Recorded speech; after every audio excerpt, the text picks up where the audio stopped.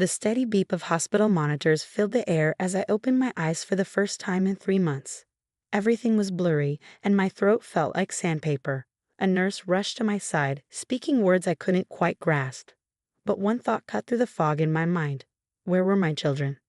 I'm Julia Thompson, and before the accident that put me in a coma, I was preparing for war with my mother-in-law, Margaret Sterling. Now, as consciousness slowly returned, I realized she had used my absence to make her move. Your children are with their grandmother, the nurse explained gently when I managed to ask. Your mother-in-law has temporary custody while you recover. The words hit me like a physical blow. Margaret had finally done it. She'd taken my kids. I tried to speak again, but my voice wouldn't cooperate. Tears of frustration rolled down my cheeks as I thought of my twins, Emma and Ethan, just 6 years old. What had Margaret told them about me? As my strength gradually returned over the next few days, I learned what had happened. Margaret had convinced my husband, David, that I was an unfit mother while I was unconscious. She'd used my accident, a car crash that wasn't even my fault, as evidence of my recklessness. She filed for emergency custody, painting herself as the concerned grandmother stepping in to protect her grandchildren. What Margaret didn't know was that I'd been collecting evidence against her for months before the accident. Every manipulative text, every threatening voicemail, every incident of her undermining my parenting, I had documented it all. I'd known she was planning something. I just hadn't expected her to strike while I was literally fighting for my life. The physical therapy was grueling, but my determination to reclaim my children pushed me through the pain. Every time I wanted to give up, I thought of Emma and Ethan in Margaret's house, being turned against me day by day. David visited occasionally, looking uncomfortable and guilty. He'd always been weak when it came to his mother, unable to stand up to her controlling nature. Now he was caught between us, and true to form, he'd chosen the path of least resistance. The kids are doing well, he said during one visit, not meeting my eyes. Mother has them enrolled in private school now. She thinks it's better for them. Better than the school we chose together. I managed to say, my voice stronger now but still raspy. The one near our house with a great special education program for Emma's dyslexia. He shifted in his chair. Mother says Emma just needs more discipline, not special treatment. I clenched my fists under the hospital blanket. Margaret had always dismissed Emma's learning difficulties, claiming our daughter was just lazy. It was one of the many reasons I'd started documenting her behavior. Have you told them I'm awake? I asked. David looked away. Mother thinks it's better to wait until you're stronger. She doesn't want to upset them. Of course she didn't. Every day I was kept from my children was another day she could poison them against me. But Margaret had underestimated me. She thought the accident had given her the perfect opportunity, but she didn't know what was waiting on my laptop at home or in the safety deposit box at the bank. The day I was finally released from the hospital, my best friend Amy picked me up. She'd been keeping tabs on Margaret for me, gathering new evidence to add to my existing file. She's gotten worse, Amy told me as we drove to her house. I'd be staying with her while I continued my recovery. She's told everyone who'll listen that you were drinking the night of the accident. I was at work, I said, anger burning in my chest. There are security cameras and witnesses. I know, I've got it all documented. Amy glanced at me. She's also been posting things on social media about how the kids are finally getting the stable home they deserve. I saved screenshots.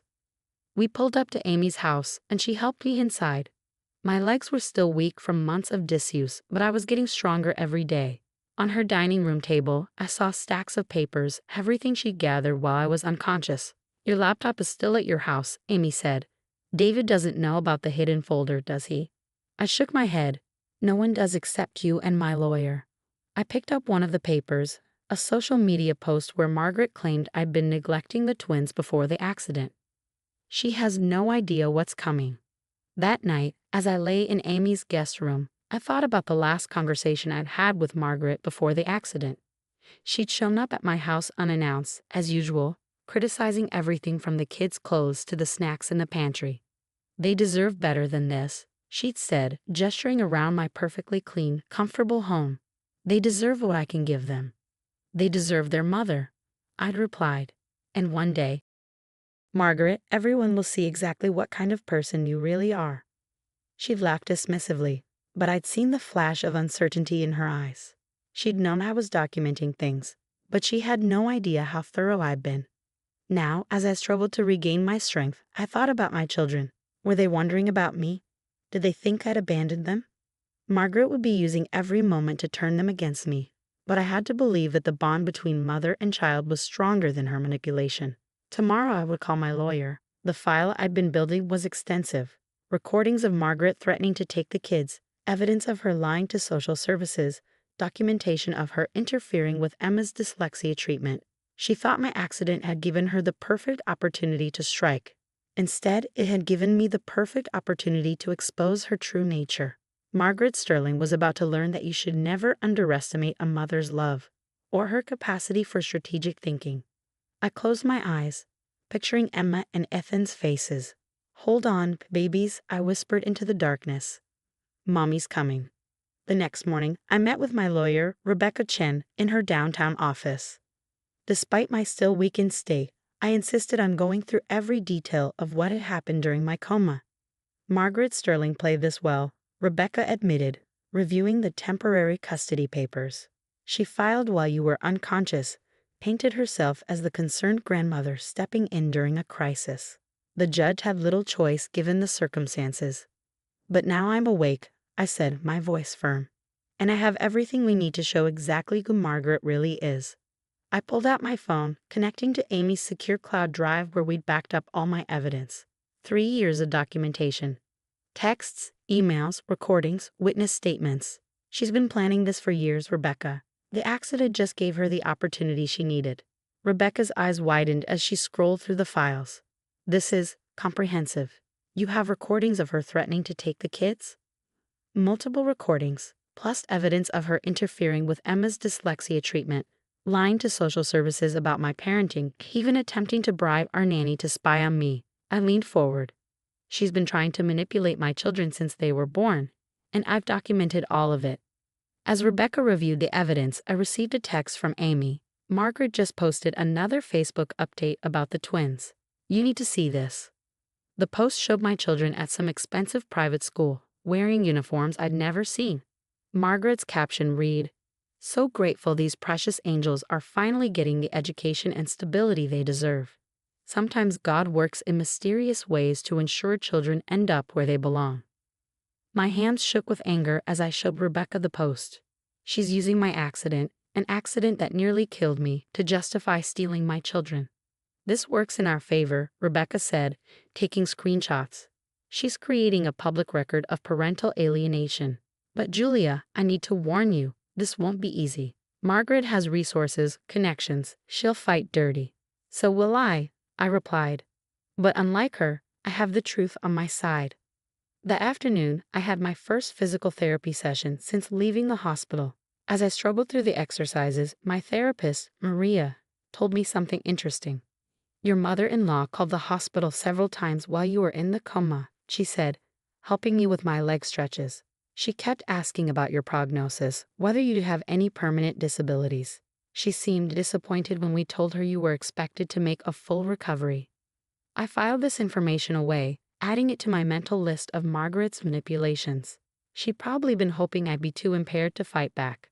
Later that day, David came to Amy's house. He looked tired, older somehow. "The kids ask about you," he said softly. "Mother tells them you're still too sick to see them." "And you let her?" I couldn't keep the bitterness from my voice. "They're our children, David, not hers." "She's just trying to help," he started, but I cut him off. "Is she helping Emma with her dyslexia? Or is she still insisting our daughter just needs to try harder?" I pulled out my phone, showing him the videos I'd taken of Margaret berating Emma for her reading difficulties. "Is this helping?" David's face paled as he watched the footage. I didn't know. "Because you never wanted to see it," I said. "You've always chosen the easy path, letting your mother control everything because it's easier than standing up to her. But now she's hurting our children, and I won't let that continue." I showed him more evidence, the text messages where Margaret had outlined her plans to take the kids. The recordings of her threatening me when she thought no one was listening. With each revelation, I saw the carefully constructed image of his perfect mother crumbling. "She's not who you think she is," I said quietly, "and deep down you've always known that." He left looking shaken, and I knew Margaret would notice his distress. She demanded to know what I'd said to him, tried to reassert her control. Let her. The cracks were already showing in her carefully constructed facade. That evening, I received an unexpected visitor, my former nanny Sophie. She'd quit shortly before my accident, and now I knew why. Mrs. Sterling offered me money to spy on you, Sophie confessed, sitting in Amy's living room. When I refused, she threatened to ruin my reputation, make sure I never worked as a nanny again. I was scared, so I just quit. I'm so sorry, Julia. I should have told you. Would you be willing to make a statement? I asked. Legally, on record? Sophie nodded firmly. I saved the emails where she made the offers. And I recorded some of our conversations. I knew something wasn't right about how she was acting. Another piece of evidence to add to my arsenal. Margaret's web of manipulation was vast. But she'd made one crucial mistake. She'd assumed she was the only one who knew how to play the long game. As I lay in bed that night, my phone lit up with a text from an unknown number. It was a photo of Emma and Ethan, clearly taken that day. They looked sad, lost. Beneath it was a message. They're where they belong now. Don't make this harder than it needs to be. I showed the message to Amy, who immediately began tracing the number. Margaret's attempt at intimidation had just given us more evidence of her harassment. We file tomorrow, I told Rebecca over the phone. I want my children back, and I want Margaret Sterling to face consequences for what she's done. Are you sure you're strong enough? Rebecca asked. We could wait a few more weeks. I've been gathering evidence against Margaret for 3 years, I replied. I'm done waiting. She thought my accident was her opportunity to take my children. Instead, it's going to be her undoing. I ended the call and looked at the photo of my twins again. Hold on just a little longer, I whispered. Mommy's coming for you, and this time, no one will ever take you away from me again. The next morning would mark the beginning of my counterattack. Margaret Sterling was about to learn that she'd made the biggest mistake of her life when she decided to target my children. Because while she'd been playing at being the perfect grandmother, I'd been building a case that would expose her for exactly what she was, a manipulative, controlling woman who'd finally gone too far. And I was going to make sure everyone knew it. The courtroom was silent as my evidence against Margaret Sterling played on a large screen. 3 years of documented abuse, manipulation, and calculated attempts to steal my children, all laid bare for everyone to see. Video clips showed Margaret berating Emma for her dyslexia, calling her lazy and stupid. Audio recordings captured her threatening to take my children away. Emails revealed her attempts to bribe our nanny and manipulate social services. I sat straight backed in my chair, my gaze fixed on Margaret as her carefully crafted image crumbled. She had grown increasingly pale as each piece of evidence was presented, her perfectly manicured hands gripping the arms of her chair. And while Mrs. Thompson was in a coma, Rebecca continued, addressing the judge. Margaret Sterling didn't just file for emergency custody. She actively worked to prevent any possibility of reunification, spreading lies about Mrs. Thompson's fitness as a mother and attempting to alienate the children from their mother. The judge, a stern-faced woman named Patricia Martinez, had been taking detailed notes throughout the proceedings.